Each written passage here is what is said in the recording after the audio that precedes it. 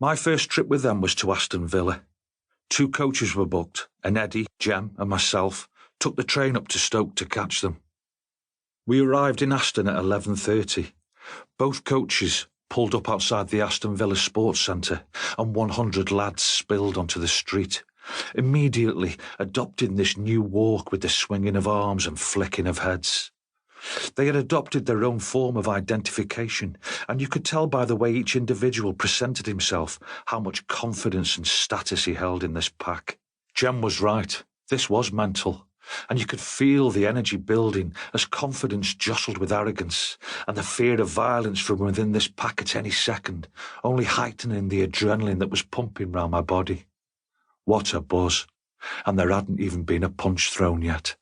I felt euphoric. All those years sat drawing and playing out the role, and then going to the match as a kid and watching the storming of ends. Now, finally, it was my turn to have a go at taking somebody's end. Ourselves and the Stone and Blythe lads had all made it inside the ground. We sat down on the benched lower tier of the Whitton Lane stand. Although we had not made it into the Holt end, it still felt good looking over into the Stoke fans to our left. We could see small pockets of lads of the coaches gathering by the segregation fences, trying to stay discreet as they searched the lower tier to the side of them. This is what we want. Jem was also relishing the thought of having an off so close to such a huge audience of Stoke fans. Half-time saw the emergence of Miffer, Bodie and Walters. They'd had a 3-on-3 in the stand above and were buzzing. "Villa know we're in here," said Walters. He was right. With 10 minutes of the game left to play, our mob, now of 50, was caught napping by the same number of Villa. The stewards had barely opened the big double exit doors for any fans who wanted to leave early when the Villa mob, waiting outside, charged in.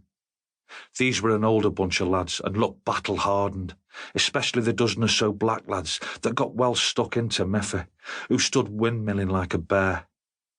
The Stoke fans behind the goal cheered louder than they had done all match and surged down the terraces, hurling themselves up onto the fences.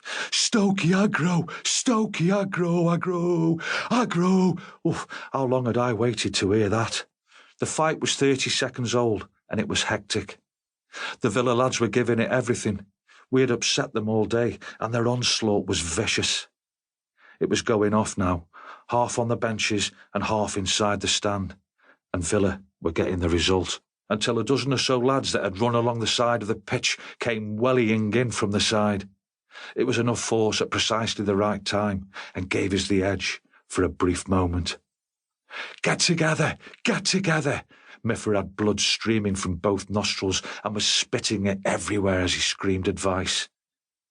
Stoke charged into the Villa lads, who were now making a fighting retreat back through the exit, which the stewards then managed to force shut. For now, that was enough, and the lads burst out laughing and started hugging each other. "Did you see that Brummie's face when he fell on the floor?" The whole mob laughed together, whether they had seen the Brummie or not.